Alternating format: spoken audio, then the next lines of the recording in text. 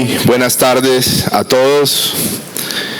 Antes de comenzar, debo agradecer a todos y cada uno de ustedes por estar hoy y todos estos días en esta tercera Convención Internacional de Historiadores y Numismáticos. Es un honor que hayan venido desde diferentes orientes a acompañarnos, a apoyarnos. Gracias a todos y les pido un aplauso para ustedes, por favor.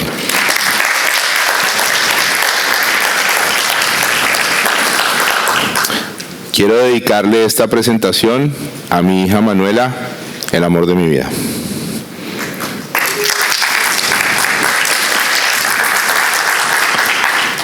El día de hoy vamos a hablar sobre todo lo relacionado con el papel moneda que tiene que ver con Cartagena, pero me voy a permitir hacer un pequeño contexto acerca del papel moneda. Así que comenzaré hablando del papel como medio de pago, que se remonta a China. Lógicamente, para que existiera el papel como medio de pago, primero tenía que existir el papel. Así que más o menos hacia el año 600 de nuestra era aparecen las primeras manifestaciones de papel. Más adelante, la dinastía Song del Sur comienza a desarrollar una serie de títulos valor que lo que hacían era permitir que no hubiera que transportar todo el peso que acarreaba movilizar oro y plata. Así que comenzaron a hacer este tipo de placas. Como se dan cuenta, tienen unos pequeños redondeles que hacen las veces de monedas una junto a la otra para delimitar el valor. Y más adelante aparece, digamos que se amplía todo el uso del papel moneda a partir del tercer Khan. Para esto, en el capítulo Los viajes de Marco Polo, que también lo llamaron Los Millones o Libro de las Maravillas, está la primera descripción importante que se hace sobre el papel moneda, y me voy a permitir leer un pequeño aparte solamente para contextualizarlo. Dice: también es Cambaluc la ceca del gran señor. Arréglalo de tal manera que el gran Khan posee el secreto del alquimista más avisado. Hace acuñar monedas del modo siguiente: toman la corteza de los árboles, moreras por lo general, de las que el gusano de seda devora la copa, y de la membrana que hay entre la corteza y el tronco suelen hacer una pasta como la del papiro, de color muy moreno, casi negro. A estos papeles o tarjetas las hace cortar de varios tamaños, por lo general como tarjetas largas y estrechas. Una pequeña, a la cual le da el valor de la mitad de un sueldo. Otra mayor, que vale un sueldo. Otra de medio ducado de Venecia, y otra de 2 ducados. Y otra de 5, y otra de 10. Otra hay que vale 1 bizancio, y otras de 3 bizancios. Y así hasta 10 bizancios. Todos estos papeles o tarjetas son sellados con el signo del Gran Khan. Hace fabricar tal número de ellos que puede comprar fácilmente todos los tesoros de la tierra, y una vez estampillados, los hace repartir por todas las provincias, reinos y señoríos, y paga con ellos todas sus cuentas. Nadie puede desechar esta moneda, so pena de muerte. Y todos los mercaderes toman estos papeles y en pago de sus mercancías, y con ellos se pagan las perlas, las joyas, el oro y la plata, y el papel, que vale 10 bizancios, no pesa ni uno.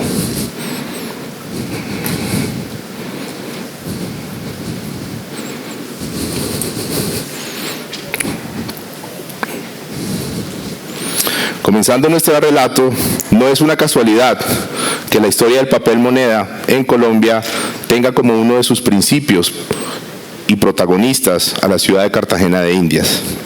El primer documento registrado en nuestra investigación es la representación mediante la cual se da un ordenamiento para que a Cartagena se le auxilie la plaza por 20.000 pesos. Estamos hablando del año 1789, bajo el mandato del virrey Espeleta, con la intención de auxiliar al regimiento de la princesa. El documento que observamos claramente, como pueden ver al lado izquierdo, tiene la denominación, es un auxilio por 20.000 pesos. Es extremadamente raro, es de los pocos que conocemos del periodo español, y no solamente tiene la denominación, sino que en los documentos que lo acompañan hablan sobre un billete o sobre billetes. Más adelante, y para el comienzo de lo que verdaderamente formó nuestro papel moneda, comenzamos este relato y nos ubicamos en nuestra independencia. Claramente los gestores de este movimiento de independencia fueron los venezolanos, con la gran ayuda o el gran concepto de Francisco de Miranda, quien fue quien trajo muchas de las ideas de libertad, y además de las ideas de libertad, introdujo el papel moneda a nuestros territorios. Estamos viendo en esta imagen cómo de los asignados franceses pasamos a las primeras manifestaciones de billetes en nuestro territorio, con interesantísimas similitudes: el formato, la parte que dice muerte al falsificador, y además de eso, los decretos que los creaban y cómo debían ser respaldados, porque todas las emisiones de papel necesitaban un respaldo. De tal forma, aparecen en 1812 estas primeras manifestaciones de nuestro papel moneda que sirvieron de base para todas las demás en nuestros territorios. Aquí podemos ver el detalle primero del sello, que dice: pena de muerte al falsificador, hipotecado sobre las rentas nacionales de la Confederación y la ley que lo creó. Ley del 27 de agosto de 1811, año primero de la independencia. Para ubicarnos ya en nuestros territorios o los territorios cercanos, debemos hablar primero de nuestros primeros movimientos de independencia absoluta. Hablamos de la ciudad de Mompox. Mompox tenía una característica muy particular, y es que era el lugar de entrada y de salida de todo el comercio de nuestros territorios. De tal forma, las personas que estaban allí, muchos de ellos por lo menos, eran contrabandistas. Como muchos de ustedes bien lo saben, los productos españoles tenían una diferencia en precio muy marcada con respecto a los productos que venían de otros orientes, como Inglaterra, Francia, etc. De tal forma, nuestros criollos que manejaban esos negocios fueron los primeros que no querían tener autoridades españolas que los fiscalizaran. De tal manera, en agosto de 1810 se da nuestra primera manifestación de independencia absoluta. Esta manifestación no tuvo la suerte o no tuvo la gran o contundente remembranza histórica por una simple razón, y es que Mompox hacía parte de una provincia, y los directivos de la provincia de Cartagena no quisieron aceptar esta manifestación de independencia, por lo cual este primer movimiento fracasó. Sin embargo, sus ideas quedaron enquistadas en la ciudad de Cartagena, que más adelante darían la primera declaración absoluta de independencia en Colombia. Si bien este pedacito de papel que vemos aquí no es el primero de los billetes, lo pongo porque es el que está relacionado con Mompox. Habla del año 1813. Durante muchos años y hasta hace relativamente poco se pensó que eran los billetes de Cartagena, de los que hablaremos más adelante. Sin embargo, hoy sabemos que no es así. Muchos autores han dicho que estas eran falsificaciones, que no funcionaban, que no existían. En lo personal, sin argumentos base para poderlo demostrar, pienso que fueron emisiones que sí circularon, por lo menos para la ciudad de Mompox, sobre todo entre los mercaderes, por la aceptación. Tiene características interesantes. Lo primero, ¿quién lo firma? Porque para esta época lo importante del papel era quién lo estaba firmando, quién lo estaba respaldando. Así que uno de nuestros héroes de la independencia es quien firma acá. Es un real de 1813, una emisión, a mi juicio, privada de la ciudad de Mompox.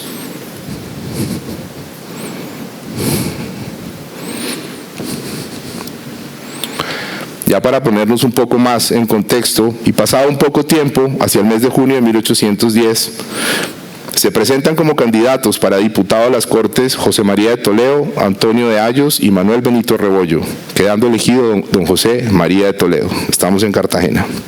La nueva Junta de Cartagena de 1811, cuyo presidente fue José María del Real, había ordenado la invasión de Mompox y la destrucción de la Junta local, que se había formado con la intención de independizarse con la autoridad en Cartagena.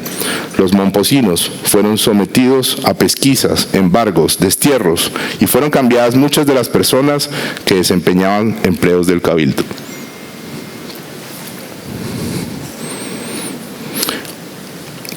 Vale la pena hacer un pequeño paréntesis para contextualizar algo que es importante también, y es que las cajas de Cartagena siempre tuvieron problemas de liquidez en todo momento, no solamente cuando nuestros patriotas gobernaban, sino incluso desde antes, y de esta manera queremos demostrarlo.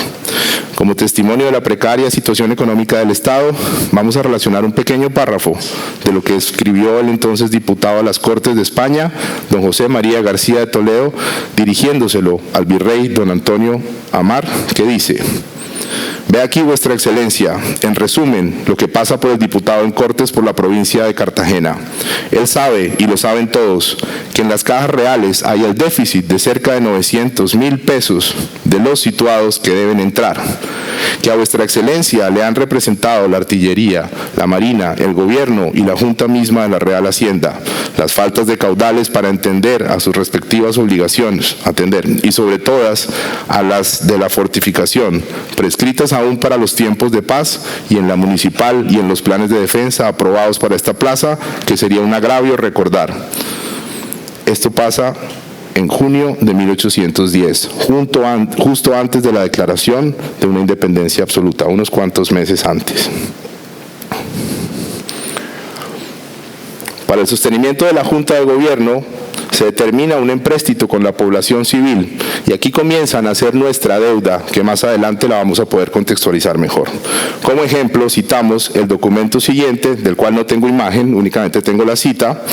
El señor don José Casamayor ha entregado en estas cajas reales la cantidad de 1,000 pesos que han cabido en el porrateo de 30,000 pesos formado por los señores prior y cónsules del Real Consulado en orden de la Suprema Junta y en calidad de empréstito para atender a las urgencias del erario. Cartagena, agosto 29 de 1811. Son 1,000 pesos.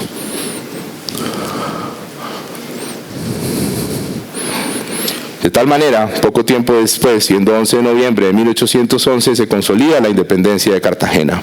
Como les decía, los momposinos, quienes habían sido los verdaderos gestores de estos movimientos de independencia, fueron quienes presionaron a las juntas locales para que este acontecimiento tuviera lugar. Los momposinos alentaron a las personas de Getsemaní, el barrio que quedaba justo enfrente de la ciudad amurallada, el pueblo, para que se levantaran en armas en contra de las decisiones de las autoridades locales, finalmente logrando que a fuego y sangre se firmara una declaratoria de independencia absoluta. De tal manera nace el Estado de Cartagena de Indias. Esto pasa el 11 de noviembre de 1811. Y de la mano de un Estado naciente comienza a crearse todo lo necesario para poder sufragar los gastos que esto conlleva. Entonces, nacen nuestras primeras leyes sobre monedas y billetes. Curiosamente, la ley del 23 de marzo, que instaura la emisión de 300,000 pesos en billetes, habla primero de billetes antes que de monedas. Es un hecho particular, porque usualmente se pensaría que primero deberían aparecer las monedas. No fue así. La ley del 23 de marzo de 1812, que es la que establece nuestras primeras emisiones, de la cual tengo una pequeña copia en muy mala resolución, dispone la circulación de 300,000 pesos en billetes dentro del Estado de Cartagena, asegurados con fondos raíces de 450,000 pesos. Los errores de ortografía es porque están transcritos tal cual. De tal manera aparecen las emisiones: 40,000 pesos en billetes de a peseta, 10,000 en los de un peso, 15,000 en los de 2, 15,000 en de a 3, 15,000, 10,000 en de a 5, 7,000 en de a 10, 1,800 de 20 y 800 de a 50. Como les digo, por mucho tiempo se pensó que el billete que les mostré antes pertenecía a esta emisión. Hoy día sabemos que no es así. He aquí nuestro primer billete, el único que conocemos en la única denominación conocida. Nuevamente, con muchísimas similitudes a los billetes de Miranda, sobre todo por lo que contextualiza: pena del duplo al que lo recibe, pena de muerte al que lo falsifique, y lógicamente encontramos un formato mucho más establecido que el que vimos ahorita. Tiene, si bien fácil de falsificar, igual aparece un formato. Aparecen las firmas de Torrices, de Canaval, de Torres, de Berrueco, que más adelante sabremos quiénes son, y, como les digo, es el único ejemplar que se conoce a la fecha. Los billetes del Estado Soberano de Cartagena eran de curso forzoso, es decir, que de acuerdo a la ley tenían que ser aceptados en los pagos. Un documento de 1814 señala lo siguiente: circuló este papel y todos eran obligados a admitirlo bajo pena del duplo. Con él se celebraban toda especie de contratos, se hacían pagos y se redimían principales. Poco tiempo después de emitir el papel moneda, este se empezó a depreciar con respecto a la moneda de plata, que era la que mayormente circulaba en esa época, por lógicas razones. Era muy difícil cambiar el concepto de una persona que recibe su dinero en especie, que puede cambiar oro, plata, y que se lo cambien por un papel.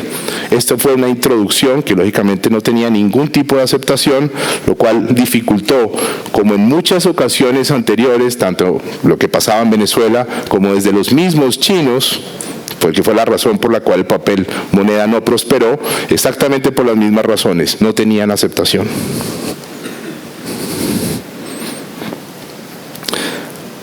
Solamente las personas cercanas al gobierno, que básicamente estaban obligadas a recibir este tipo de documentos, eran quienes lo podían adquirir. Fue así como la Convención General de Cartagena aprobó entonces acuñar 10.000 pesos en moneda de cobre de medio real para facilitar el cambio de los billetes. Necesitaban moneda fraccionaria, y es aquí donde nace la moneda de cobre que todos ustedes conocen, una moneda revolucionaria, una moneda que gestaba y manifestaba nuestros primeros movimientos de independencia en un liderazgo continental, porque aquí pasa algo particular, y es que por primera vez se cambia la imagen del rey por una indígena. La intención de esto es que los patriotas querían que la base de la sociedad pensaran o se adhirieran a su idea de libertad. Por eso pusieron una indígena como la representante. Ya podrán imaginarse lo que podía pensar el rey. Era un agravio total. Lo interesante de esto es que nos aparece también aquí en la publicación de la Gaceta de Cartagena, la Gaceta número 14, del jueves 16 de julio de 1812, y nos indica cómo apareció la moneda. Básicamente habla que necesitaban circulante de menor valor y que de tal manera se ha determinado hacer moneda. Como les decía, bastante particular: primero hicimos billetes y luego hicimos monedas. De aquí en adelante pasa lo que pasan en todas las revoluciones, es que tienen que comenzar a buscar maneras de conseguir dinero. Desde el principio comenzaron a convocarse préstamos de diferentes tipos para poder financiar los intereses de los patriotas. Este que estamos viendo enfrente tiene que ver con la deuda doméstica, y hago énfasis en esta parte porque quiero delimitar de dónde nace nuestra deuda como nación. En 1813, la falta de recursos y urgencia de robustecer la defensa del Estado naciente ocasionó que se suscribieran empréstitos con sus conciudadanos. Tal es el caso en el que se tomaron las testamentarias en calidad de empréstito, como lo muestra el documento de la imagen, que fue expedido en el papel sellado español, habilitado por el Estado de Cartagena. Aquí podemos ver los documentos, los sellos reales y el sello del Estado naciente que los validaba. No tenían ni papel en ese momento para poder hacer este tipo de certificaciones. Más adelante tuvieron sus propios papeles. Aquí yo traté de sacar algunos apartes de los documentos porque contextualizan demasiado, es importante verlos. En este caso, sobre todo, hablando de las testamentarias, me gustaría leer lo que donó esta persona o lo que entregó en calidad de empréstito: un reloj de péndulo con su caja correspondiente, un par de billas de oro caladas para zapatos, una cadena de oro media naranja con 2 vueltas, una granada de filigrana como un relicario de lo mismo, un par de charreteras de oro enteras caladas, un cabestrillo de oro y un rosario de filigrana. Recibían cualquier cosa. Y más adelante, cualquier cosa. Ok, aquí comienzan a aparecer una serie de títulos valor. Básicamente este era el recibo que le entregaban a la persona por el empréstito que hacía. Como se dan cuenta, tiene la denominación, son 50 pesos, está firmada por una autoridad importante, en este caso Marcos Ferrer de Sotomayor, y es un nuevo ejemplo de empréstitos que en este momento, o por lo menos para ese momento particular, simplemente hacían las veces de buscar recursos para la causa. Dice: el señor ministro del Tribunal de Justicia, ciudadano Juan Nepomuceno Berrueco, ha entregado en estas cajas del Tesoro Público 50 pesos que contribuye al Estado como donativo pedido por el Supremo Congreso para atender a la defensa de los derechos de la patria, siendo abril 26 de 1813. Son 50 pesos. Más adelante, como les decía, ante la incapacidad de que las personas recibieran los billetes, tuvieron que idearse o por lo menos tratar de generar ideas para que tuvieran más aceptación. De esta manera, por primera vez en nuestro país, nace el pago de intereses, por lo menos sobre la deuda pública. Estos documentos que vemos acá recogían los billetes y se comprometían sobre el valor base a pagar un interés. Era una manera, como les digo, de tratar de que las personas los aceptaran. Aquí aparece, no lo voy a leer, pero básicamente resalto donde dicen que a un 5%. Más adelante, lo que tienen que hacer para la nueva aceptación es subir el interés, pero ya lo vamos a ver. Aparece nuestra segunda ley, muy importante, la ley del 31 de agosto de 1813, en donde hablan de medidas urgentes ante la falsificación de los billetes primarios.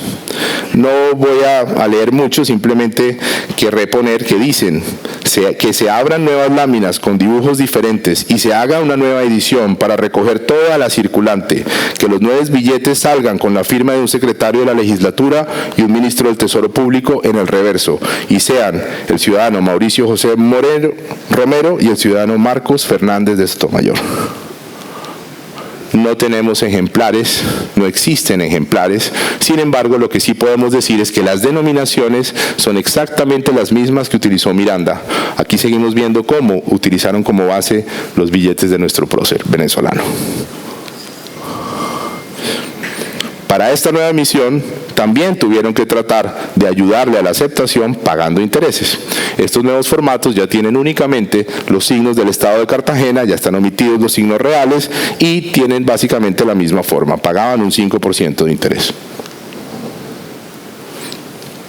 Aparece un nuevo decreto, el decreto del 23 de julio de 1814, en donde básicamente lo que hacen, como ya les comenté, es subir el valor del interés. Aquí ya hay unos formatos preestablecidos, un poco más ordenados, digamos, porque como los ven son formatos que se llenaban a mano, como siempre y como todos los documentos de la época importantes, las firmas eran los que le daban validez, y aquí aparecen por primera vez estos formatos que hacen las veces de un título valor. Estos formatos tienen una particularidad que los diferencia de los anteriores, y es que permiten que se hagan pagos relacionados con la hacienda con los mismos. De tal manera, aquí estamos viendo un formato igual, pero comenzamos a ver cómo le van haciendo pequeños pagos por diferentes tipos de tributo que se presentaban en la época. Así que aquí lo que trataban nuevamente era darle un poco más de valor agregado al documento para que la gente lo aceptara. Y vale la pena mencionarlo, que las personas que podían hacer o descontar estos pagos tenían que ser personas que tuvieran por lo menos capacidad económica para que tuvieran transacciones importantes con las cajas de Cartagena. Ubicándonos ya hacia finales de 1814 y ya sabiendo que Fernando VII está libre, lógicamente los patriotas sabían que vendrían a recuperar sus colonias de ultramar.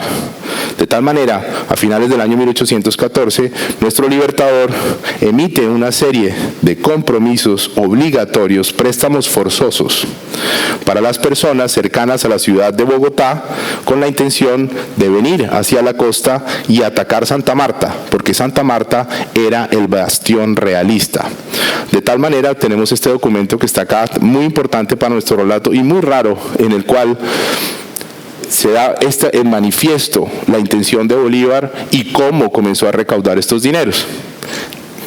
En 14 de enero de 1815 nos hacemos cargo de 200 pesos que entregó el ciudadano Nicolás de Rivas a nombre del ciudadano Francisco Fernández, hacendado en la Villa de la Mesa, que en calidad de préstamo forzoso le asignó el general de las tropas de la Unión, ciudadano Simón Bolívar.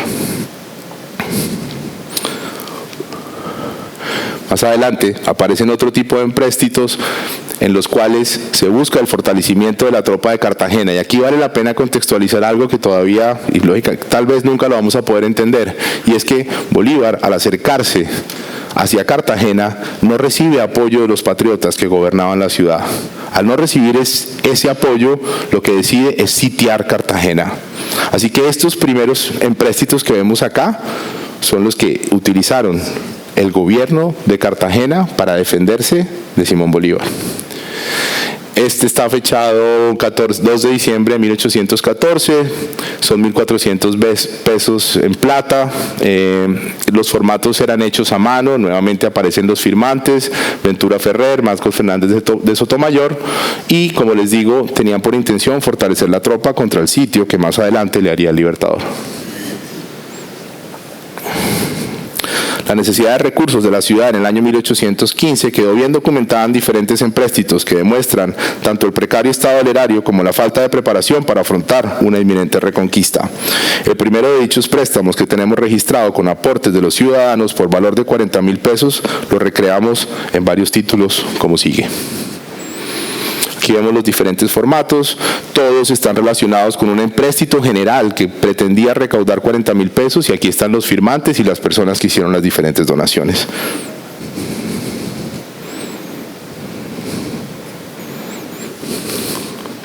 Hubo otros tantos que ya fueron en calidad de donativos, sin embargo después se pagaron, eso lo veremos más adelante, para cubrir las necesidades de la plaza. Estos aportes incluían joyas, alhajas y todo tipo de instrumentos elaborados en oro y plata para que les permitieran acuñar moneda para la compra de armas y de municiones.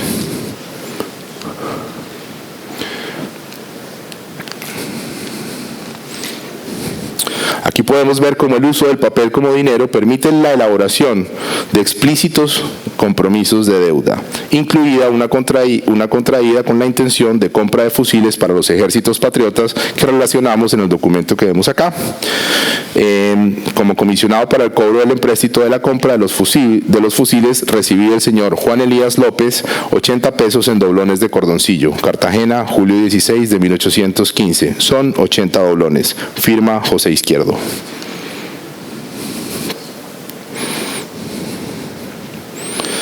Como comisionado por el gobierno para el cobro de reparto hecho por la compra de fusiles, recibió de los ciudadanos Blon González y Juan Berrueco 64 pesos por importe por 4 fusiles que se les repartieron al respecto de 16 pesos en Cartagena el 19 de julio de 1815.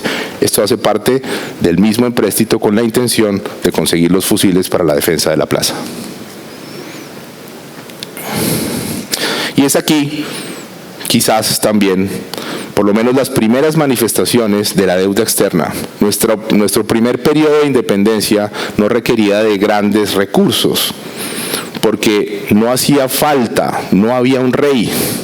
Entonces era fácil simplemente que los locales manifestaran su intención de libertad. Sin embargo, más adelante, en el periodo de la Reconquista, nuestros esfuerzos necesitaron de recursos contundentes que llegaran de otros orientes. De tal manera aparece este primer documento, está fechado en 1826 porque es el legajo completo, y es así como hemos podido rescatar estos pequeños documentos y estas primeras manifestaciones del papel.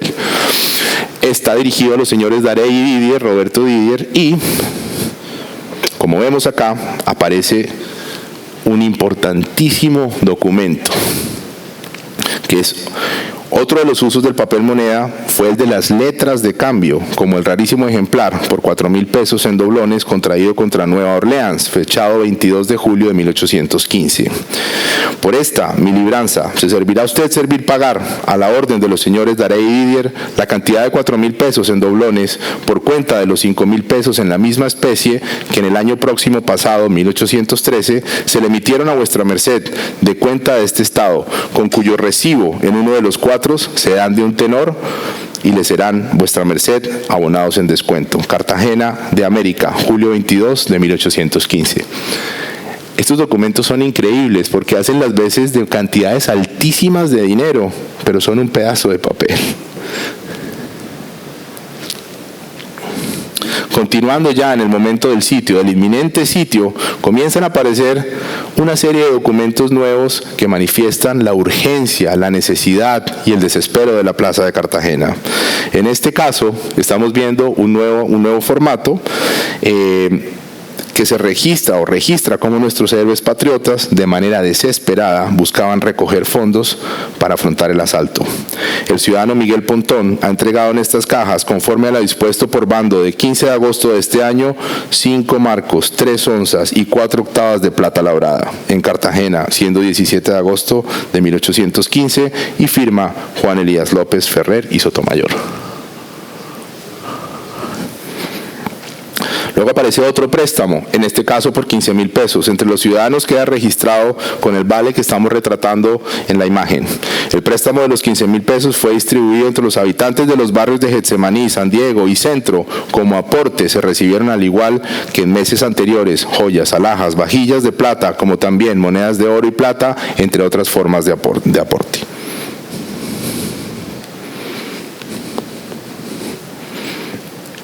Este es otro vale que hace parte del empréstito de 15,000 pesos, muy interesante por quienes lo firman.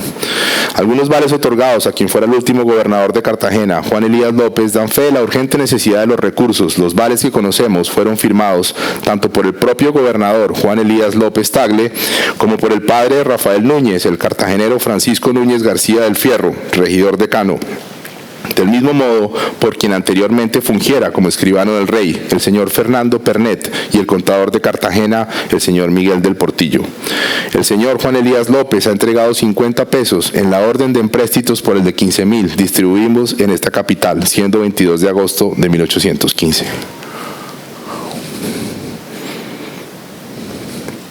Hasta septiembre, cualquier tipo de ayuda hacia la causa patriota queda registrada en estos vales. Tal es el caso de uno, por 424 pesos, representados por 56 botijuelas de aceite.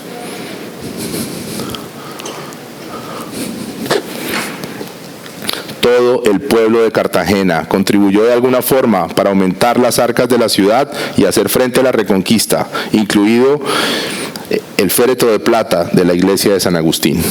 Para esto voy a leer un artículo que recientemente descubrí gracias a un regalo que me dio un gran amigo que conocí recientemente en el desarrollo de este evento, que se llama Jorge Dávila Pestana y es el vicepresidente de la Academia de Historia de Cartagena. Uno de los libros que me regaló tiene un pequeño aparte sobre numismática que abre una enorme inquietud acerca de lo que les voy a leer. Además de las monedas cartageneras ya descritas, acuñó el Estado otras de metales nobles, para lo cual se echó mano de las alhajas de nuestras iglesias y monasterios, poseedores entonces de gran sumas de riquezas.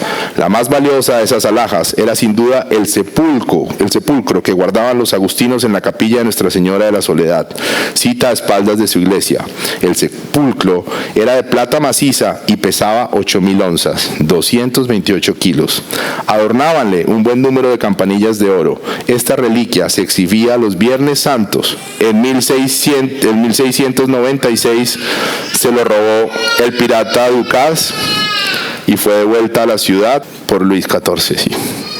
De las piezas fabricadas con las alhajas de la iglesia, y sin duda de muchos particulares, apenas conocemos un ejemplar de plata, cuyo fotograbado que ilustra las presentes líneas presentamos al amable lector, siendo de advertir que la reproducción guarda el mismo módulo del original.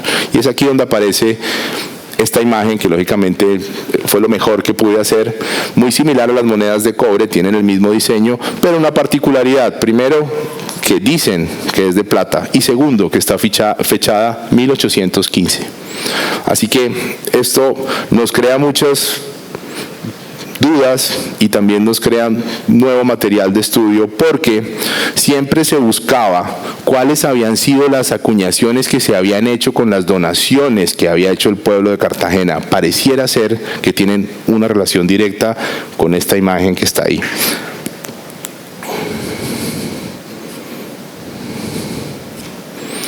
Los ataques a la ciudad, una vez llegó Morillo, llegaron por diferentes frentes, que muy rápido lograron rodear la ciudad y de esta forma perpetrar el sacrificio de más de la mitad de sus habitantes. Algunos pocos patriotas lograron la huida en una goleta corsaria comandada por Luis Michael Aury, con rumbo hacia Jamaica, con la firme intención de conseguir víveres, pertrechos, municiones y armamento. Todos los pagos se hicieron con estos vales, que prometían ser pagados de los primeros recursos posibles. De tal manera, nuestros patriotas consiguen contratar 13 embarcaciones repletas de ayuda que finalmente les sirven para emprender la huida hacia el Caribe. Pocas embarcaciones llegan a su destino final, trazando la suerte de varios de nuestros patriotas. Un ejemplar de una letra a la vista otorgada por el entonces gobernador Juan Elías López en Sabana la Mar el 24 de octubre de 1815 nos queda como testigo del uso del papel como moneda y nos relata, junto a los documentos encontrados en el mismo archivo, la terrible travesía de nuestros héroes patriotas.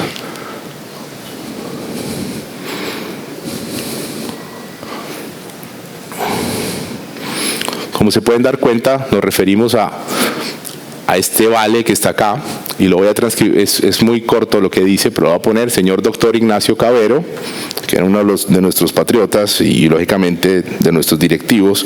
Sabana la Mar, 24 de octubre de 1815, comisionado del gobierno de Cartagena, sírvase usted pagar a la vista a don Aarón Moreno, a su orden, la cantidad de 500 pesos, plata fuerte, que me cargará a esta cuenta. Son 500 pesos plata fuerte y firma Juan Elías López.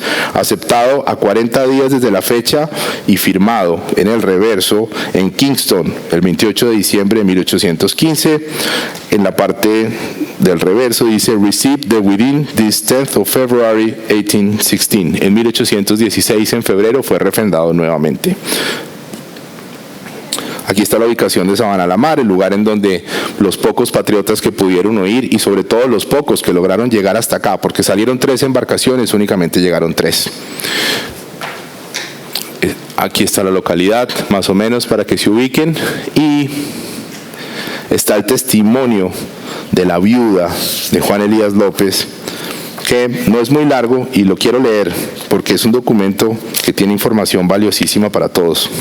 Dice: María Dolores Leguina de López, viuda del ciudadano Juan Elías López, natural y vecino de esta plaza de Cartagena, ante vuestra excelencia, con el debido respeto, parezco y digo que por enfermedad del señor Juan de Dios Amador, que era gobernador, recayó el mando en mi marido como teniente gobernador el año de 15, en que después de un sitio puesto por el general español don Pablo Morillo, en el cual pereció de hambre gran parte de la población, hubo que abandonarle la plaza por resistirse a tratar con los insurgentes.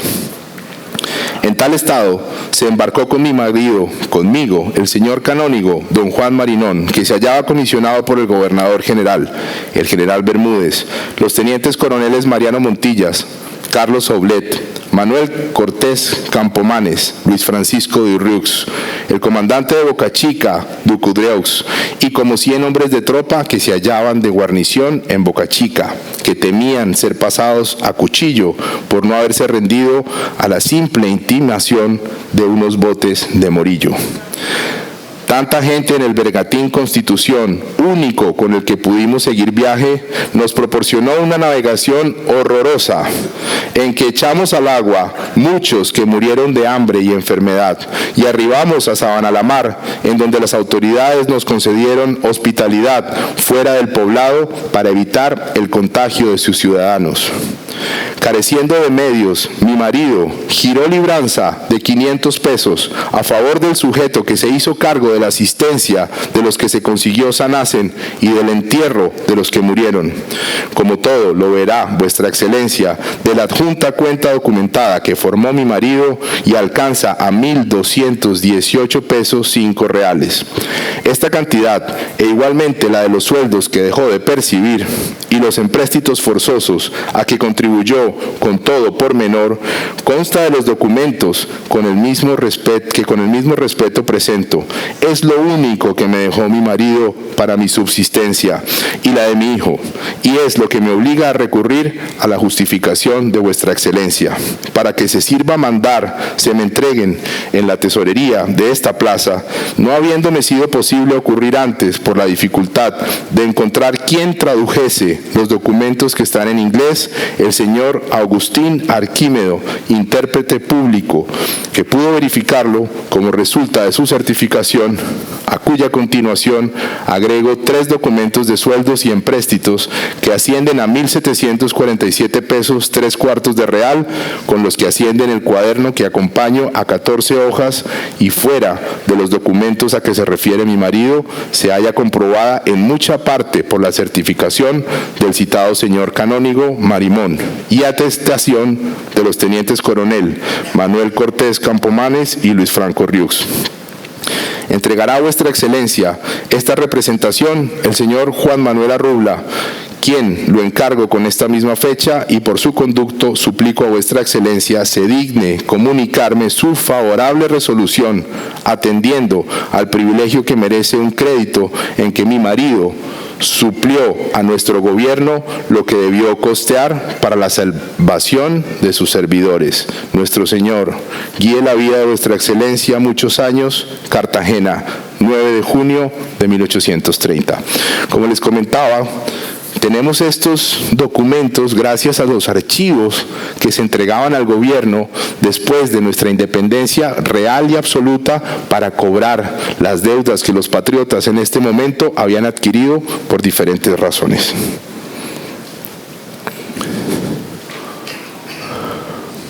El 6 de diciembre de 1815, las tropas de Morillo entran a Cartagena y la encuentran desolada. Las personas llevaban meses sin comer. Dicen que se comían hasta la suela de los zapatos porque eran de caucho. Las historias que se narran alrededor del sitio son catastróficas. Y lo que narran los mismos españoles cuando llegan lo es de igual manera. Así aparecen estas monedas de emergencia que muchos de ustedes conocen mejor que yo, pero valía la pena mostrarlas. Y a partir de acá, nuevamente estamos bajo el dominio español.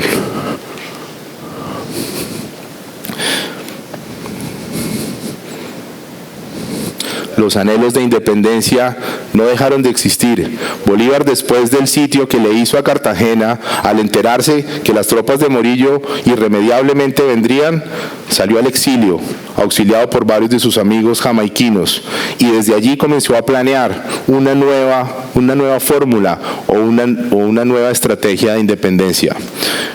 Como estamos hablando de lo relacionado con Cartagena, quiero mostrar otro documento rarísimo, es un título valor también, que lo firmó José María del Real, quien en este momento hacía las veces de plenipotenciario de nuestros patriotas con la intención de conseguir recursos en el exterior. Está firmado en Londres y por ser cartagenero lo pongo ahí, si bien no tiene una relación directa con Cartagena, la tiene a través de la persona que los emitió.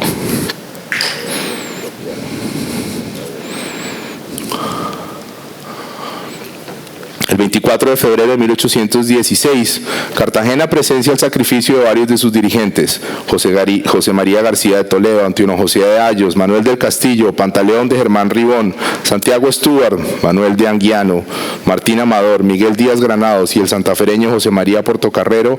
Por su parte, el presidente Torices fue fusilado, ahorcado y descuartizado en Bogotá, en la Plaza de Mercado, el 5 de octubre de 1816. Al condensarse la independencia de Colombia, con el Congreso de la Villa del Rosario de Cúcuta en 1821, quedó consagrado en el artículo 8 de la Ley Fundamental, que a letra dice: son reconocidas in solidum como deuda nacional de Colombia las deudas que los dos pueblos han contraído separadamente, y quedan responsables a su satisfacción todos los bienes de la República. Lo que quiere decir esto es que el Congreso de Cúcuta acepta que toda la deuda que se creó en Cartagena tenía que ser pagada a sus conciudadanos con los recursos de la naciente nación. Surge entonces la posibilidad de que la naciente república pague las emisiones de papel moneda de Cartagena. Era costumbre en aquella época, donde los pocos periódicos existentes tenían un carácter muy local y de poca extensión, editar folletos con alegatos o cuestiones políticas de mayor envergadura. Así es como aparece uno editado en Bogotá, cuyo título es Probidad Política o Reflexiones sobre las obligaciones que tiene Colombia de reconocer las deudas que contrajo el Estado de Cartagena para amortizar el papel moneda que emitió en los años 1812 y 1813. Aquí vale la pena hacer un pequeño paréntesis y establecer que si bien los patriotas aceptaron pagar la deuda de Cartagena, no aceptaron pagar los billetes emitidos por Mompox.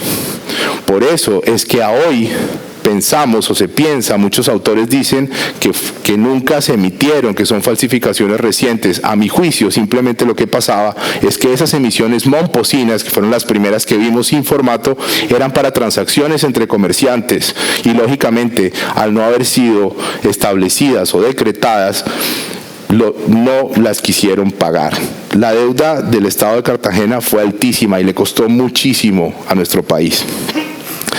Dentro de uno de los folios que he logrado rescatar, aparece este, que les muestro a continuación, en el que dice: documentos en que consta que la deuda procedente del papel moneda de Cartagena fue liquidada por certificaciones de deuda nacional expedidas por la Secretaría de Hacienda. Aquí podemos ver las liquidaciones que se hacían al final de los folios, que contraían básicamente las diferentes recibos de deuda para al final no solamente pagar el capital, sino reconocer intereses. Esto da fe de que sí les pagaron. Esta es la liquidación que aparecía o que aparece al final de estos folios de los que estamos hablando. Y aquí aparece nuestro tercer tipo de deuda, que conforma el nacimiento de nuestra deuda y tiene que ver con los haberes militares. De tal manera hablamos de la deuda doméstica, que fue la que entregaron los conciudadanos para la causa, de la deuda extranjera, la que requirió de la ayuda de otros países para que se pudieran sufragar los grandes gastos, y de la tercera, la deuda a los militares. Bolívar fue un especialista en darles muchísimos beneficios a los militares y todos se pagaron. En este caso muy particular, vemos cómo tomaban algunas de las propiedades que les confiscaban a los españoles para dárselas a las personas en la tropa y así suplir los pagos que tenían pendientes con ellos. Este particular es muy importante por la persona a la que fue emitida. Dice: paso a usted la adjunta solicitud del coronel José Padilla y teniente coronel Fernando Carpío, en que solicitan la adjudicación de algunos bienes secuestrados en el departamento de Magdalena para que usted disponga del cumplimiento de lo resuelto en ella por el gobierno.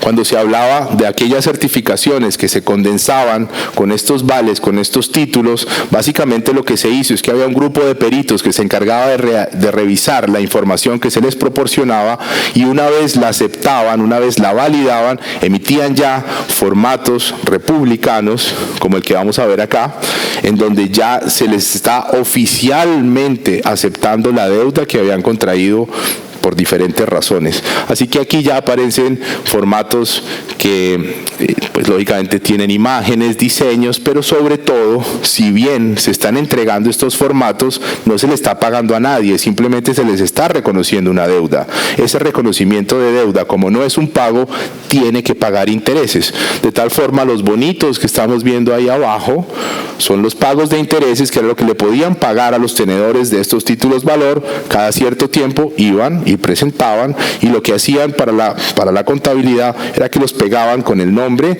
y iban poniendo cada vez que se hacía un pago. Este es otro tipo de formato, lamentablemente no tengo una mejor imagen, pero está directamente relacionado con Cartagena. Lo que pueden ver ahí abajo básicamente habla de que este es un formato para Cartagena. Los hicieron para las diferentes provincias, pero este particular fue hecho para la ciudad de Cartagena. La importancia de Cartagena en la historia de nuestro papel moneda continúa aún después del nacimiento de la Nueva Granada y queda manifiesto en acontecimientos tan importantes como los que relacionamos a continuación. Estas son citas que sinceramente no hemos podido verificar, pero son importantes, sobre todo la primera. Se dice que en el año 1839 existió un banco colonial británico en Cartagena. Solo lo sabemos por menciones en libros que no podemos comprobar.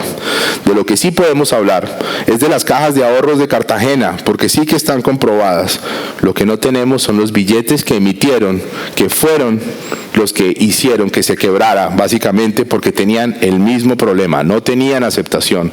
Las cajas de ahorro fueron nuestras primeras formas de bancos, de que existiera un préstamo hacia las personas que pudieran utilizar y que básicamente debieran ser como las primeras manifestaciones bancarias que conllevarían acontecimientos muy importantes como el que les voy a relatar en este punto. Estamos en el año 1850 y digo, nuestra investigación nos lleva a otro acontecimiento inédito, que sería la existencia del que sería el primer banco provincial en la historia de Colombia. Se trata del Banco de la Provincia de Cartagena, que se creó con la ayuda de Rafael Núñez en el año 1850.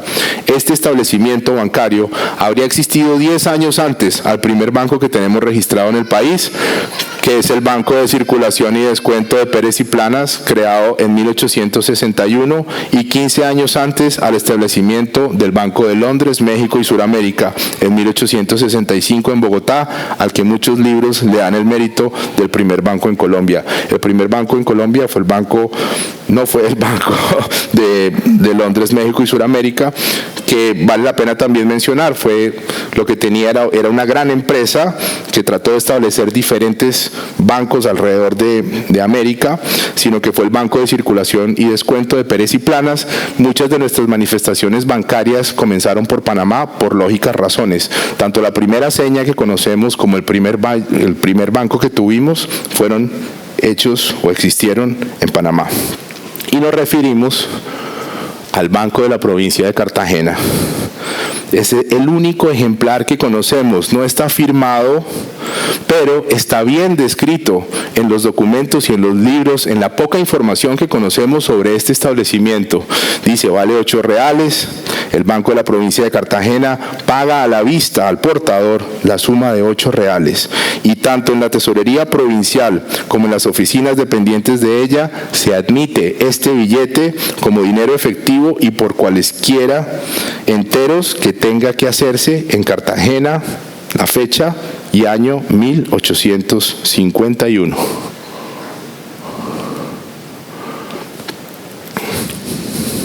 Con lo expresado en esta presentación, pretendemos reivindicar la importancia de Cartagena en la historia numismática de nuestro país, haciendo especial énfasis en el papel moneda.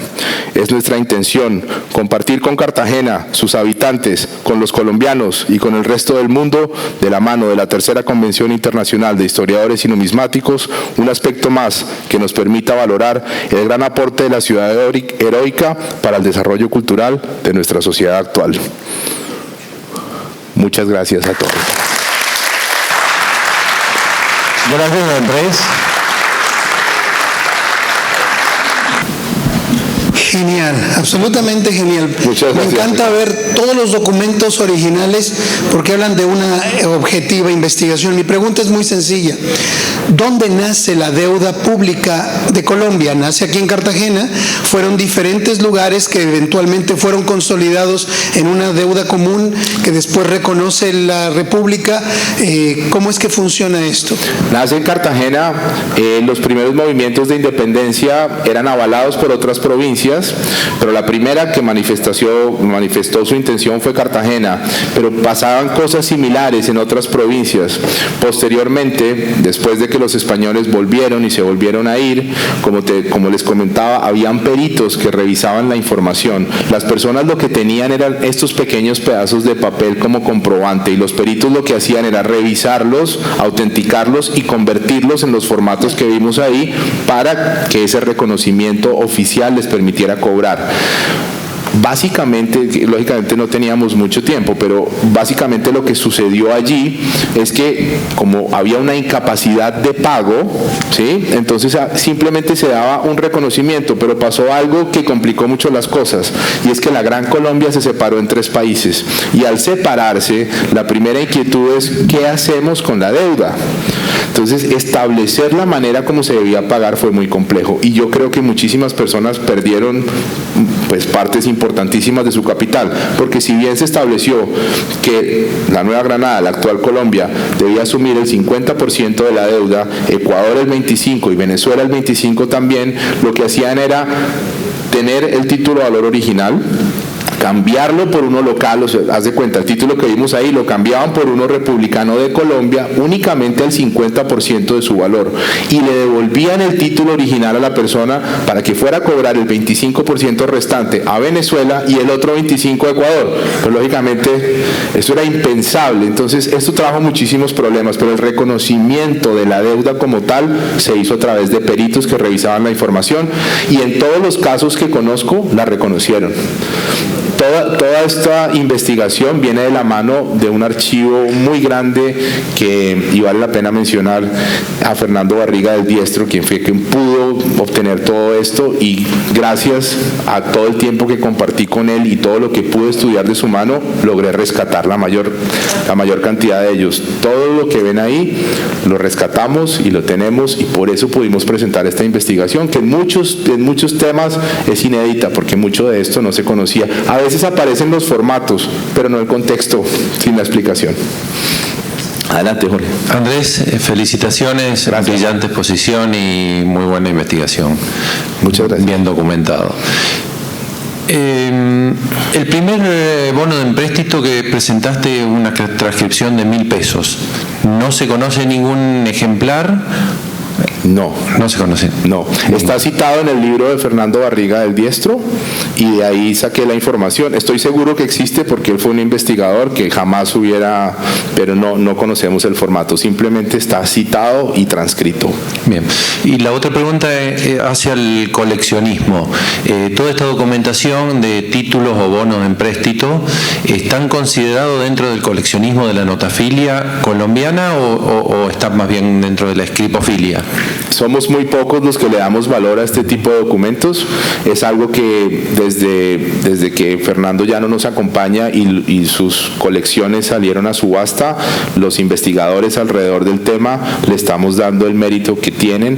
Para mí, y dentro de las investigaciones y de los trabajos que estoy adelantando, tienen que ser documentos numismáticos porque son títulos valor. Así que en el libro que estoy desarrollando son el primer capítulo. Así Bien. es. Pero el de 2 reales es un billete real. Ese es un billete real, así es. Muchas gracias. Ok.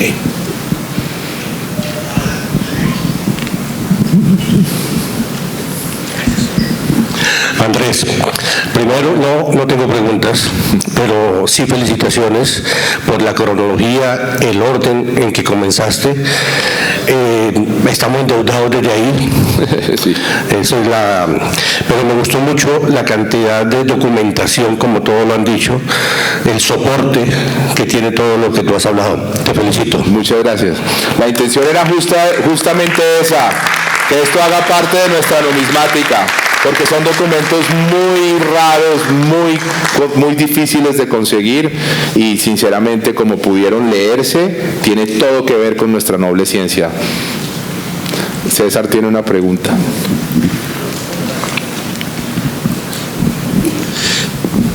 Excelente exposición, Andrés, te felicito. Yo sé que esto ubicar esta clase de información es sumamente difícil, sobre todo para los que nos gusta la notafilia. Te referiste en el siglo XIX, más o menos, que en Colombia se dieron los primeros bancos a través de las cajas de ahorros. Te comento que en el Perú se tenían a los primeros bancos dentro de las casas comerciales, al mismo estilo de las casas comerciales inglesas, que prestaban el dinero a los hacendados y se convirtieron en pequeños bancos y se apropiaron de muchas propiedades también. ¿Algo similar ha sucedido en Colombia? No, en realidad las instituciones bancarias aparecieron mucho tiempo después, porque estas cajas de préstamos se quebraron antes de que aparecieran esas primeras instituciones. De lo que sí tenemos registro, y es muy curioso, es que las primeras señas, yo no sé si ustedes también les dicen señas a las fichas en papel. Aquí se le llaman señas, pero las primeras señas que conocemos fueron emitidas en Panamá en el año 1850, antes de del desarrollo bancario. Así que primero aparecieron estas emisiones privadas y luego se dio el desarrollo bancario. Pero para ese entonces, en ambos momentos, ya las cajas de préstamo habían sido un fracaso. Sabemos que la de Cartagena emitió billetes, está documentado, no conocemos ninguno. Y sabemos que la causa de su quiebra fue justamente emitir papel moneda. Se sembraron las bases de los bancos, pero no tuvieron relación, por lo menos no directa.